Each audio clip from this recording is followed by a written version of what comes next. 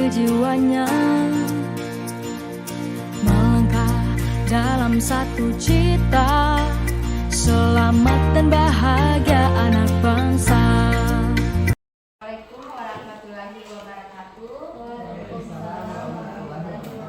Selamat pagi Ibu Kepala Sekolah yang saya hormati, Bapak Ibu, rekan guru yang saya hormati. Alhamdulillah pada kesempatan ini kita diberi kesehatan sehingga dapat berkumpul bersama untuk melaksanakan diseminasi yang akan saya laksanakan. Saya mengucapkan terima kasih banyak atas kehadiran Bapak Ibu di tempat ini. Pertama-tama saya ingin menyampaikan tujuan dari kegiatan yang saya laksanakan ini, yaitu merupakan salah satu tugas aksi nyata saya untuk mengikuti pendidikan calon guru penggerak. Di sini saya sudah menyelesaikan satu modul, yaitu modul 1. Di modul 1 ini ada 4 submodul, yaitu submodul 1.1 sampai dengan submodul 1.4. Di submodul 1.4 ini merupakan submodul terakhir membahas tentang budaya positif. Untuk itu saya ditugaskan untuk mengimbaskan kepada teman-teman tentang apa yang sudah saya pelajari dari modul tersebut. Untuk itu pada kesempatan ini saya akan melakukan diseminasi tentang penyebaran dan pemahaman dan teori-teori yang saya dapat dari modul yang sudah saya pelajari. Yang pertama, selamat datang dulu saya ucapkan kepada Ibu Guru hebat, kepada Bapak Ibu Guru hebat. Mari belajar bersama, berkolaborasi, saling mendukung demi mewujudkan disiplin positif di sekolah kita tercinta ini. Budaya positif merupakan nilai-nilai keyakinan dan kebiasaan-kebiasaan di sekolah yang berpihak pada murid, agar murid dapat berkembang menjadi pribadi yang kritis, penuh hormat dan bertanggung jawab. Budaya positif ini dapat dilakukan dengan cara melakukan hal-hal yang bersifat positif, berpikir positif, kemudian berhati positif, dan bersikap positif. Pada modul ini budaya positif, ada beberapa konsep inti budaya positif yang akan kita ulas satu-satu, dan mungkin Bapak Ibu sudah banyak belajar tentang budaya positif ini sebelum saya. Jadi pada diskusi ini kita sharing saja, kemudian belajar bersama tentang budaya positif tersebut. Ada 8. Yang pertama, perubahan paradigma belajar, kemudian disiplin positif, kemudian nilai-nilai kebajikan, kemudian kebutuhan dasar manusia, kemudian motivasi perilaku manusia, posisi kontrol guru, kemudian keyakinan kelas, dan terakhir segitiga restitusi. Pertama, pembelajaran dengan paradigma baru. Pembelajaran dengan paradigma baru merupakan pembelajaran yang dirancang berdasarkan prinsip-prinsip pembelajaran berdiferensiasi, sehingga para peserta didik belajar sesuai dengan kebutuhannya berdasarkan tahap perkembangan sesuai teori psikologi modern untuk mewujudkan profil pelajar Pancasila. Sekarang kita sudah berada di kurikulum merdeka, jadi kita itu harus mewujudkan pelajar profil mewujudkan murid-murid kita itu memiliki profil pelajar Pancasila. Profil pelajar Pancasila ini ada 6 dimensinya. Tentunya kita sudah tahu semua. Yang pertama apa itu, teman-teman? Beriman dan bertakwa kepada Tuhan Yang Maha Esa. Kemudian apa?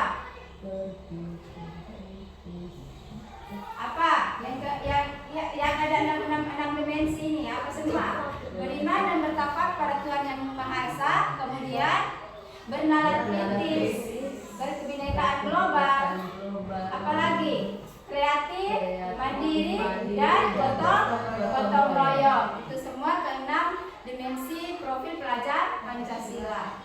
Kemudian selanjutnya di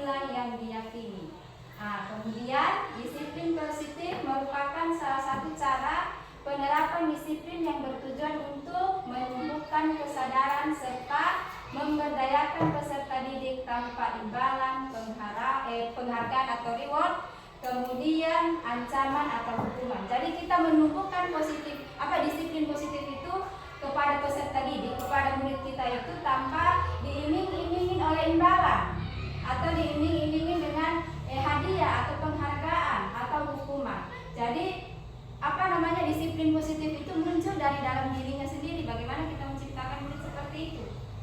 Misalnya kalau kita iming-imingin kamu cepat datang kalau yang cepat datang misalnya saya berikan misalnya es krim atau gula-gula permen atau apalah iming-imingan, misalnya buku atau apa. Jadi kalau misalnya besoknya kita tidak punya lagi hadiah seperti itu, kemungkinan murid tersebut tidak mau datang cepat ke sekolah seperti itu. Jadi kalau kita berikan misalnya ancaman, besok siapa yang tidak datang cepat akan dapat hukuman, misalnya dipukul atau dijemur di tengah lapangan atau apa. Jadi murid itu akan merasa takut, dia datang ke sekolah itu karena rasa tertekan, takut, tidak nyaman itu. Jadi bagaimana baiknya kita seorang guru menumbuhkan rasa disiplin pada murid itu tanpa harus diiming-imingin oleh hadiah atau imbalan atau penghargaan. Itu yang harus kita ciptakan bersama di sekolah kita ini. Kemudian sebagai pendidik, tujuan kita adalah menciptakan peserta didik yang memiliki disiplin diri sehingga mereka berperilaku mengacu kepada nilai-nilai kebajikan universal dan memiliki motivasi intrinsik dalam perubahan perilaku ke arah yang lebih baik. Motivasi intrinsik ini tadi motivasi yang timbul dari dalam dirinya sendiri, kesadaran sendiri tanpa harus ada diiming-imingi hadiah atau diancam dengan hukuman. Jadi itu yang harus kita timbulkan, kita wujudkan di sekolah kita ini. Selanjutnya, kebutuhan dasar manusia. Kebutuhan dasar manusia adalah segala sesuatu yang kita lakukan untuk mendapat apa yang kita inginkan. Seluruh tindakan yang kita lakukan memiliki tujuan tertentu dan semua usaha terbaik yang kita lakukan adalah dalam rangka agar kebutuhan dasar kita terpenuhi dengan baik. Kebutuhan dasar manusia ini terdiri dari bertahan hidup, kemudian kasih sayang dan rasa diterima, penguasaan, kebebasan, dan kesenangan. Jadi siswa itu misalnya di sekolah berbuat suatu tingkah yang tidak sesuai. Kita contoh seperti siswa misalnya suka mengganggu temannya. Kira-kira kita tidak boleh langsung menuduh siswa tersebut, oh dia ini suka mengganggu temannya karena dia memang punya keinginan untuk mengganggu, tapi harus kita observasi dulu. Kebutuhan dasar siswa ini apa sehingga dia melakukan kesalahan seperti itu? Apakah dia butuh bertahan hidup? Misalnya contoh, ada seorang siswa suka minta misalnya bekal temannya, suka minta bekal temannya. Kita observasi kenapa si anak ini suka minta bekal temannya. Ternyata anak ini belum makan atau belum sarapan di rumahnya. Jadi kebutuhan dasar apa yang dia butuhkan? Jadi kebutuhan dasar bertahan hidup, makan. Kemudian misalnya ada anak suka cari perhatian, seperti kelas 3 ada yang nama juga itu. Suka sekali ini karena mungkin kita berobservasi apakah anak ini memang nakal atau memang dia butuh kasih sayang. Jadi seperti itu. Misalnya lagi anak misalnya belajar di dalam kelas, dia belajar di dalam kelas tidak nyaman, tidak suka, misalnya dia tidak nyaman, dia suka ribut, dia suka mengganggu temannya. Kita observasi, kita lihat kira-kira kebutuhan dasar anak ini apa. Ternyata anak tersebut inginnya bebas, dia berarti ingin belajar di luar kelas. Jadi seperti itu. Jadi kita kita cari kebutuhan dasar si anak. Kita kaitkan dengan dia mau butuh apa untuk belajar, dia mau butuh apa supaya timbul disiplin pada anak tersebut. Nah, kemudian selanjutnya motivasi perilaku manusia. Nah, motivasi merupakan dorongan yang timbul pada diri seseorang secara sadar atau tidak sadar untuk melakukan suatu tindakan dengan tujuan tertentu. Nah, pertama, menghindari ketidaknyamanan dan hukuman. Nah, murid melakukan disiplin diri karena ia takut dihukum. Ini merupakan motivasi ekstrinsik atau motivasi yang muncul dari luar. Nah, dia ingin melakukan, misalnya ingin datang cepat karena dia takut dihukum. Nah, kemudian misalnya dia ingin di dalam kelas tertib belajar karena dia takut dihukum kalau ribut. Nah, itu motivasinya karena dia hukuman tadi, karena ada hukuman yang ditetapkan dalam sekolah itu misalnya. Nah, misalnya dia patuh menggunakan seragam, ya, menggunakan topi, menggunakan sepatu misalnya warna hitam karena dia takut dihukum. Bagaimana kita menciptakan murid itu, membuat murid itu memakai sepatu, memakai sesuai dengan ketentuan sekolah tanpa harus memiliki rasa tertekan tadi, ya, tertekan karena dihukum. Itu yang harus kita ciptakan. Kemudian mendapat imbalan atau penghargaan dari orang lain. Murid melakukan disiplin dari diri karena ia ingin mendapatkan imbalan. Ini merupakan juga motivasi ekstrinsik seperti yang sudah saya jelaskan di awal tadi. Dia mau datang ke sekolah contoh, atau dia mau mengerjakan PR karena misalnya siapa yang cepat mengerjakan PR akan diberikan hadiah buku. Nah, misalnya dia berbaris lagi. Kemudian siapa yang rapi barisannya, dia akan mendapatkan buku misalnya atau pulpen. Ini hadiah seperti itu. Setelah nanti tidak ada hadiah lagi kita berikan, jadi anak itu termotivasi melakukan itu karena ada hadiah dari yang diberikan kepada dirinya. Kemudian menghargai nilai-nilai kebajikan diri sendiri. Murid melakukan disiplin diri karena sadar akan nilai kebajikan dirinya.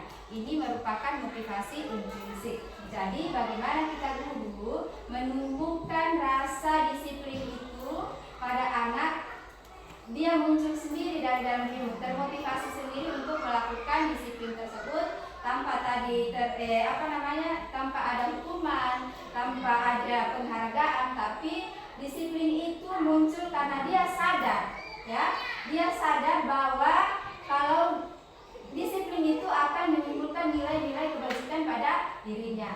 Misalnya datang cepat karena untuk melatih saya terbiasa disiplin. Saya harus mengerjakan piket kebersihan karena itu merupakan tanggung jawab saya. Jadi timbul nilai bertanggung jawab pada diri anak tersebut. Atau mungkin saya disuruh tampil di depan karena ingin menumbuhkan rasa percaya diri.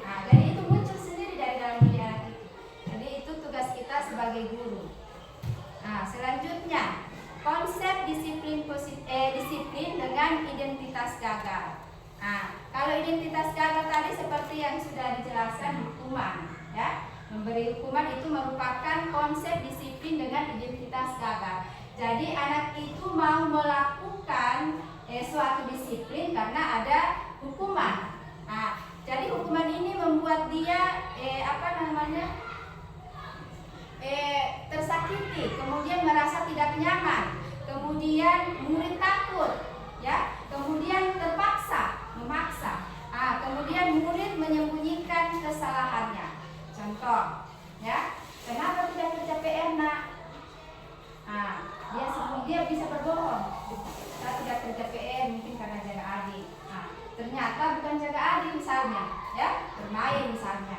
Atau kita tanya lagi, itu menyembunyikan kesalahannya, ya.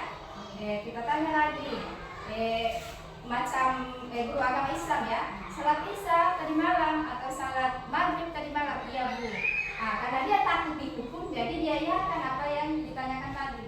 Padahal sebenarnya mungkin dia tidak mengerjakan salat seperti itu. Jadi dia menyembunyikan kesalahannya. Kemudian murid menjadi rendah diri.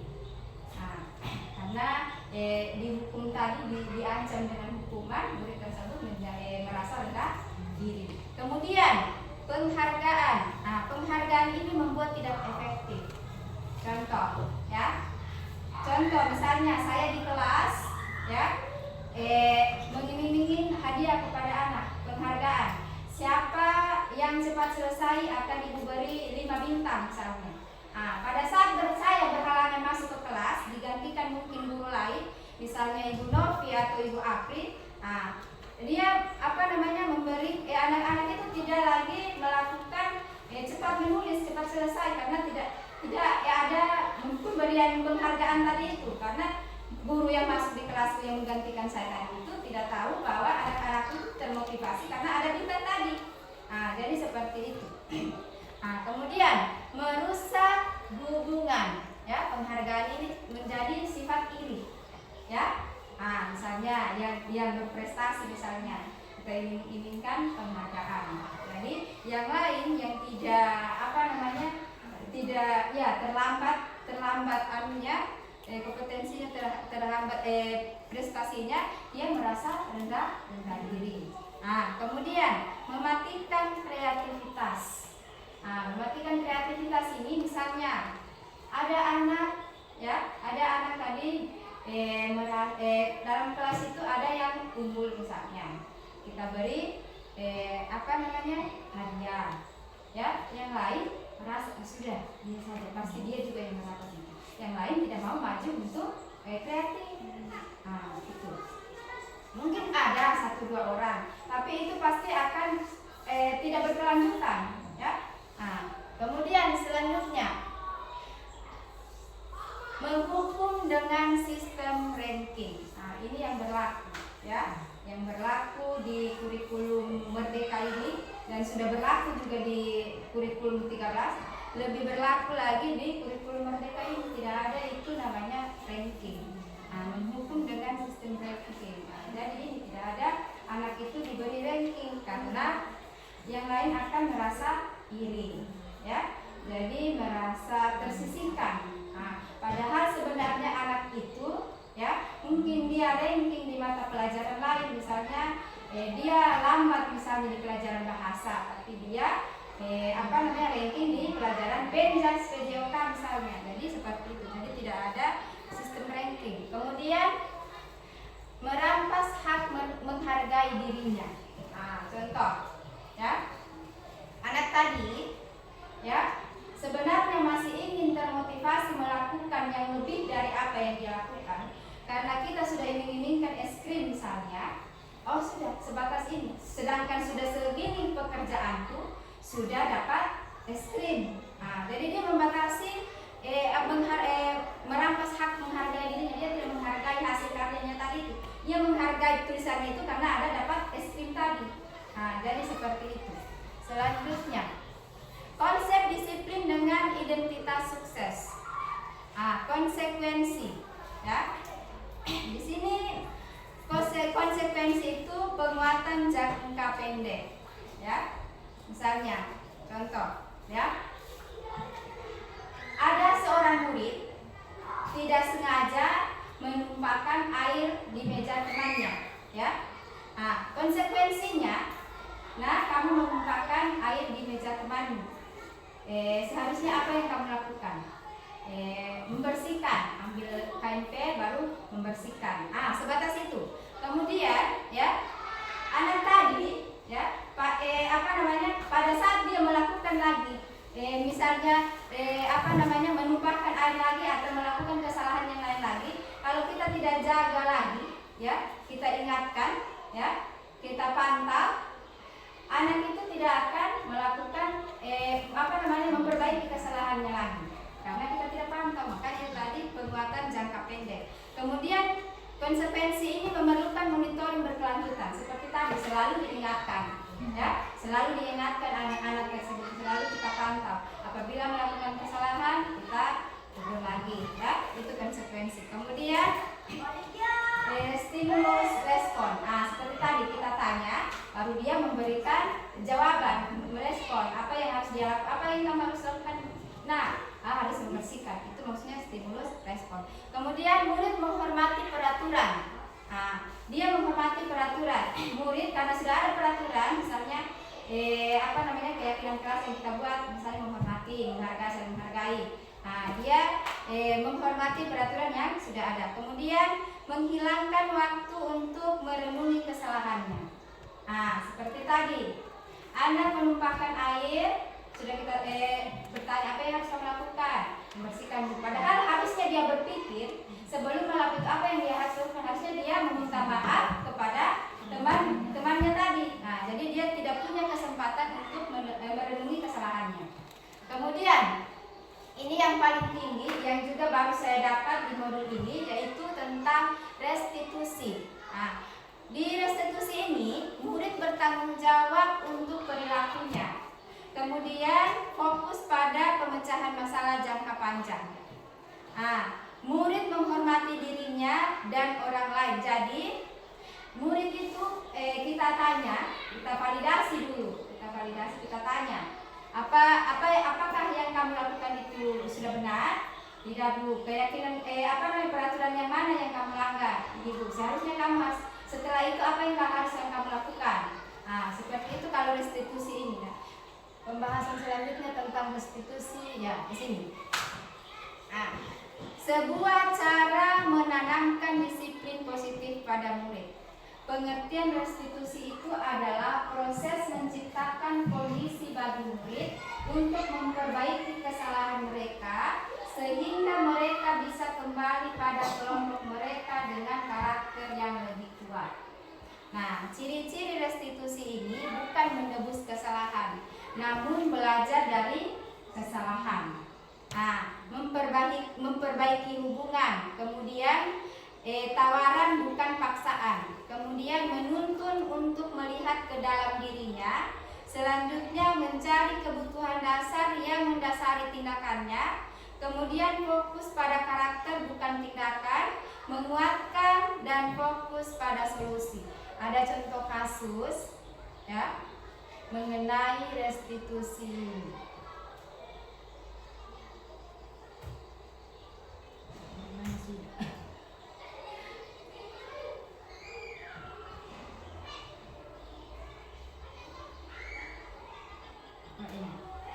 Ada contoh kasus. Seorang siswa kelas 2 tidak terima pekerjaannya setelah dicontoh oleh temannya. Ia marah dan tidak dapat menahan emosinya.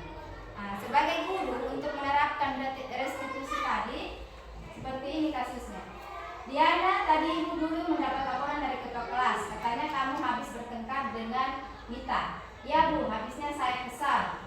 Nah, kita tanya lagi, kenapa kesal? Mita terus-menerus mencontek tugas saya. Oh, begitu. Wajarlah kalau kamu marah dan kesal. Jika ibu berada di posisi kamu, ibu juga akan bereaksi yang sama. Lalu apa yang kamu lakukan terhadap Mita?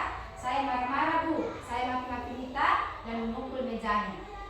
Oh, begitu. Pasti kamu berbuat seperti itu ada alasannya ya? Nah, iya, Ibu. Masa saya diam saja? Saya kan sudah susah payah mengerjakan tugas, tapi Mita mencontek, tidak mau berusaha sendiri. Ya, wajarlah kalau kamu merasa marah karena tidak rela pekerjaanmu dicontek begitu saja oleh Mita. Ibu sangat menghargai tindakan kamu. Tidak berbuat lebih buruk daripada itu, misalnya memukul. Sekarang coba kita pikirkan, tindakan kamu marah sampai memukul meja, apakah sudah sesuai dengan keyakinan kelas kita? Belum, Bu. Menurut kamu, keyakinan kelas mana yang sudah dilanggar? Saling menghormati antara teman, Bu. Kamu bersedia memperbaiki masalah ini? Bersedia, Bu. Apa yang kamu perbuat untuk memperbaiki masalah ini? Saya lebih bersabar dalam menahan emosi saya. Kalau ada teman mencontek, saya akan melaporkan kepada ibu guru. Ya, tepat sekali tindakan kamu. Tetap semangat ya. Seperti itu. Jadi kalau ada anak berbuat kesalahan, ya, kita harus bertanya dulu, apa alasannya melakukan kesalahan itu? Apakah yang dia lakukan itu sudah benar atau salah? Apakah dia lakukan itu seperti itu restitusi seperti sebenarnya ini sudah kita lakukan semua sebenarnya, ya. memang agak susah kalau menerapkan restitusi ini di sekolah. Namanya kita manusia ini pasti ada rasa-rasa emosi, tapi pelan-pelan bersama kita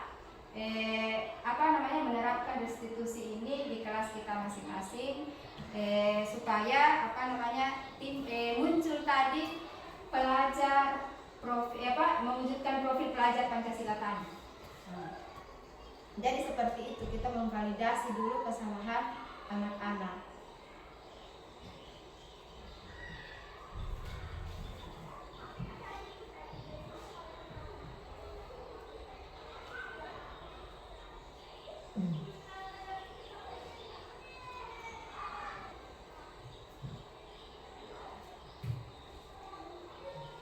Selanjutnya, perbedaan antara hukuman, konsekuensi, dan restitusi.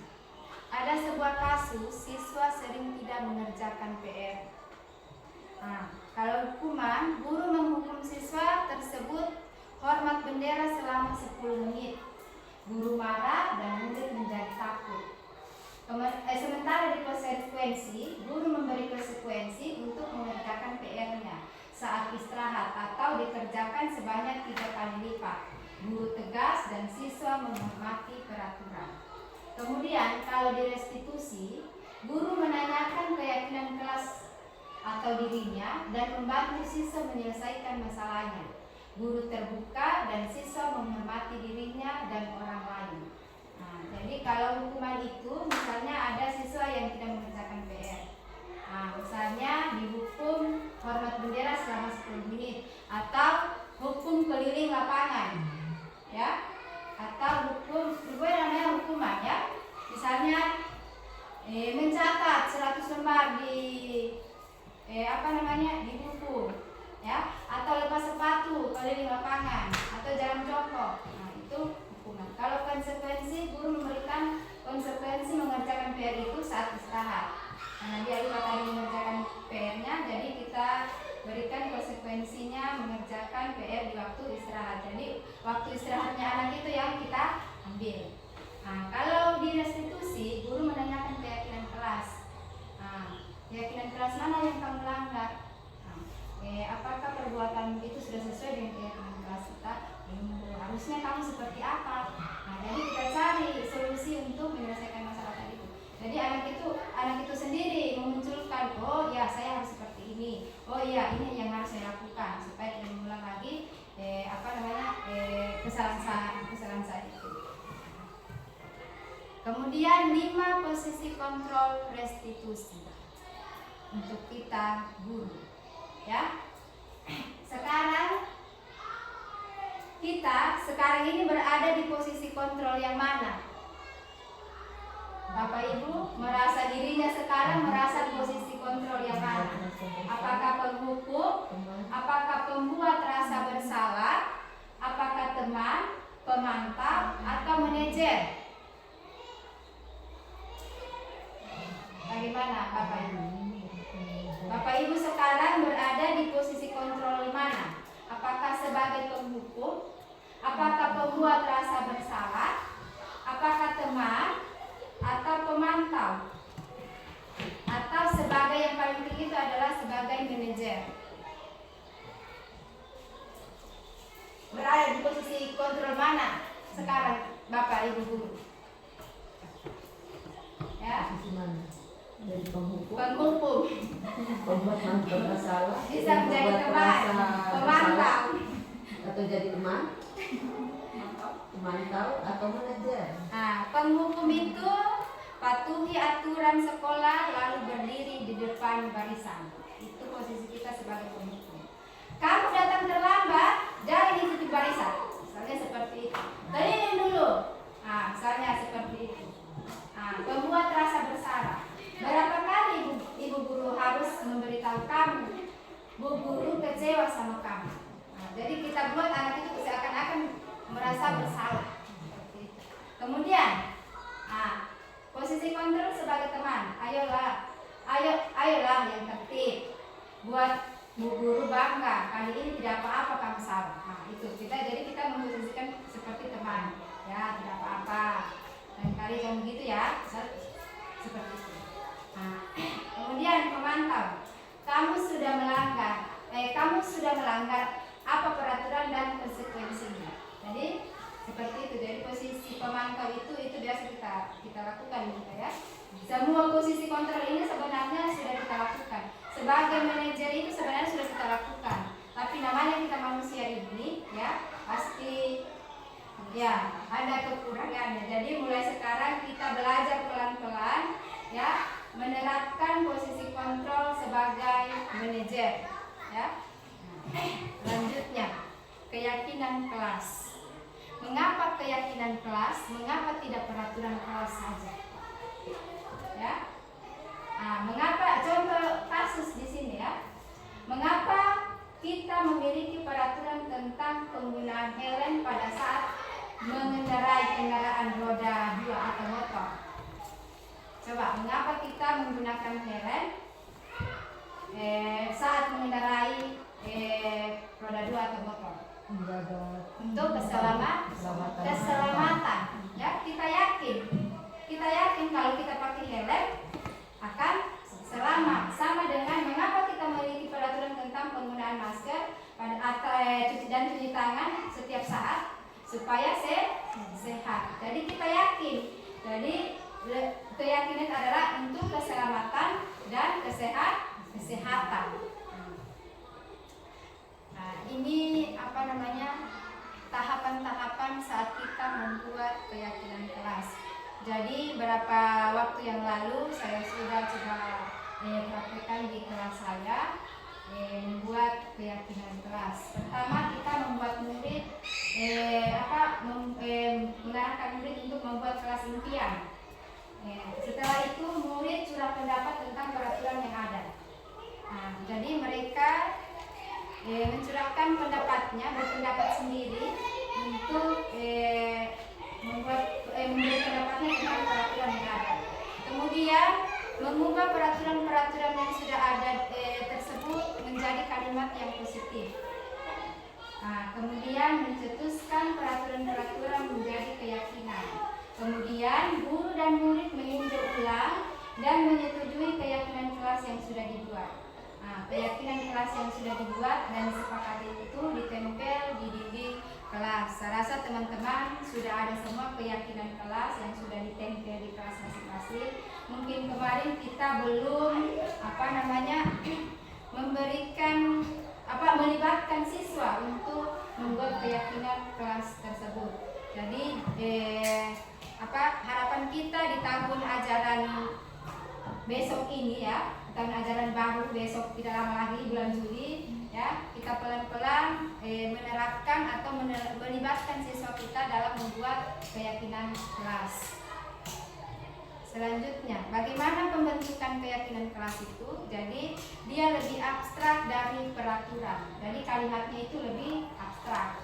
Misalnya kalau macam pengalaman saya kemarin, ada siswa menuliskan menuliskan pendapatnya di kertas stick note itu, dia tidak boleh bisik-bisik dalam kelas. Berarti kita harus cari kalimat yang lebih abstrak, berarti saling menghormati, saling menghargai. Ada juga teman tidak boleh membuli, berarti saling menghormati. Seperti itu kita cari kalimat lebih abstrak kalau dia keyakinan kelas. Kemudian berupa pernyataan yang universal seperti tadi saling menghormati. Kemudian sedikit saja agar mudah diingat, tidak usah panjang-panjang, tidak usah banyak-banyak. Yang penting membuat semua komponen yang bisa membuat kelas kita nyaman, membuat kelas kita lebih teratur. Kemudian sesuai dengan kondisi kelas dan sekolah agar mudah diterapkan. Ya? Misalnya apa yang cocok di sekolah kita ini, apa yang cocok di kelas kita, itu yang kita terapkan. Kemudian dibuat dalam bentuk yang positif seperti tadi saling menghargai atau berdoa sebelum memulai pelajaran. Kemudian semua warga kelas atau sekolah dilibatkan saat membuat. Seperti tadi kalau dalam kelas berarti kita buat melibatkan siswa-siswa kita. Jadi mereka yang buat ya, jadi mereka yang buat, jadi mereka misalnya saya yang buat, berarti saya harus patuhi, saya harus tidak boleh melanggar karena saya sendiri yang membuat. Jadi bisa kita ingatkan kalau misalnya mereka melanggar, bisa kita ingatkan. Ingat keyakinan kelas kita apa? Oh iya Ibu. Kemudian segitiga. Suatu proses dialog yang dijalankan oleh guru agar dapat menghasilkan murid yang mandiri dan bertanggung jawab. Di segitiga restitusi ada tahapannya. Yang pertama, menstabilkan identitas. Tujuannya mengubah identitas siswa dari gagal menjadi sukses. Jadi biasa muncul pertanyaan untuk menstabilkan identitas. Setiap orang pasti pernah melakukan kesalahan. Seperti contoh kasus yang sudah saya tampilkan tadi. Kemudian manusia tidak ada yang sempurna. Kemudian kita bisa memperbaiki masalah ini. Saya tidak menanyakan kesalahannya, tetapi saya hanya fokus memperbaiki masalah ini. Setelah kita menstabilkan identitas, ada namanya validasi tindakan yang salah. Ini tahapan-tahapan segitiga restitusi tadi. Setiap tindakan yang dilakukan, baik buruknya pasti mempunyai tujuan, yaitu untuk memenuhi kebutuhan dasar yang ada 5 tadi itu. Ya. Kemudian pertanyaan biasa yang muncul, kamu bukan melakukan tanpa alasan tertentu. Kalau melakukan itu pasti ada alasannya. Jadi murid menjelaskan alasan dia melakukan itu apa. Mungkin kamu bisa mempelajari suatu perilaku baru yang lebih efektif. Bersediakah kamu mempelajarinya? Kemudian kamu pasti punya alasan mengapa melakukan itu. Sekarang ceritakan pada ibu apa alasannya. Jadi seperti itu kalau kita melakukan validasi tindakan kepada murid kita. Selanjutnya menanyakan keyakinan kelas. Jadi ini ada hubungannya tadi dengan keyakinan kelas. Jadi sebelumnya kita harus dulu membuat keyakinan kelas untuk disepakati bersama. Dilakukan menanyakan keyakinan kelas ini dilakukan karena termotivasi secara internal ketika langkah 1 dan langkah 2 sudah tercapai, maka anak akan siap untuk dihubungkan dengan nilai-nilai yang mereka yakini dan berpindah menjadi orang yang dia inginkan. Ya.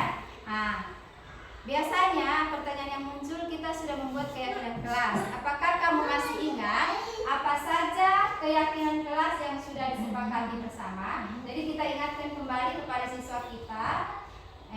Mungkin mereka lupa dengan keyakinan kelas yang sudah kita buat bersama. Kemudian kira-kira adakah keyakinan kelas yang sudah kamu langgar?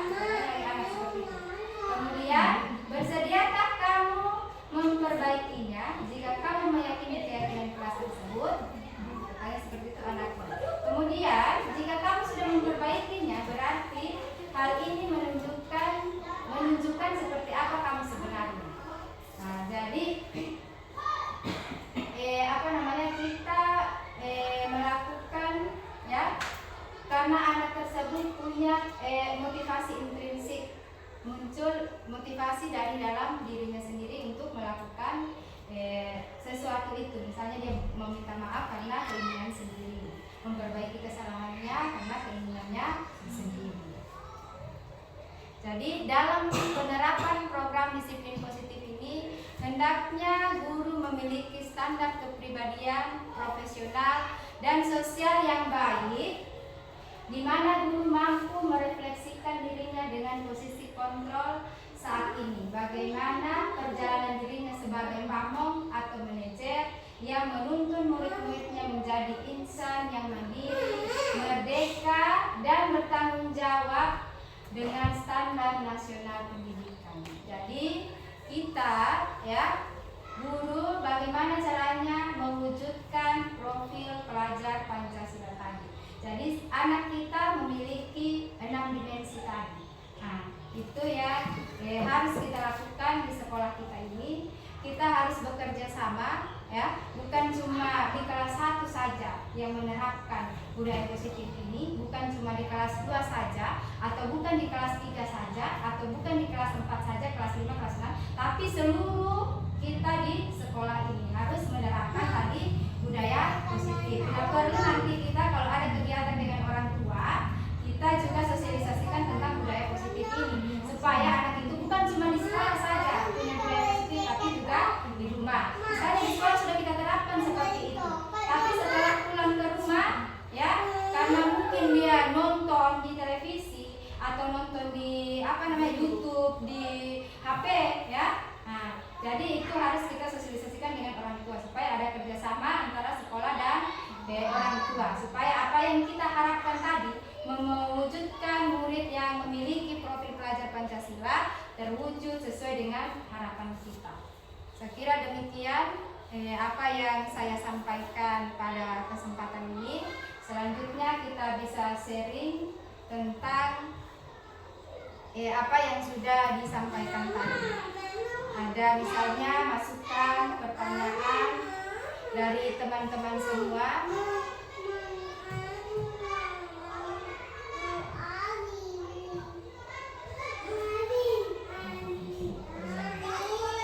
Saya persilakan. Ada masukan, ada saran. Saya rasa semua konsep budaya positif ini sudah kita lakukan, ya, sudah kita lakukan. Disiplin tadi sudah kita lakukan. Tinggal bagaimana kita meningkatkan agar budaya positif ini benar-benar tertanam di sekolah kita ini, benar-benar sudah kita laksanakan secara keseluruhan, secara berkelanjutan dan konsisten. Sekira seperti itu harapan kita bersama.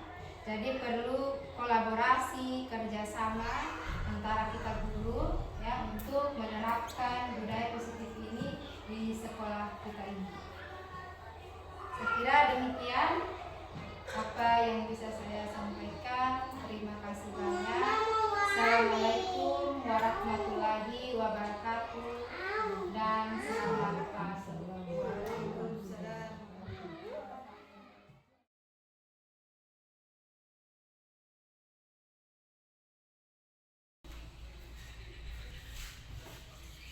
Assalamualaikum warahmatullahi wabarakatuh. Saya Kepala Sekolah SDN 10 Rio Pakaba, tempat Ibu Fitri Husen mengajar. Saya bangga dengan Bapak Ibu Guru SDN 10 Rio Pakaba yang mempunyai kinerja yang tinggi. Khususnya saya banggakan kepada Ibu Fitri yang masuk menjadi calon guru penggerak.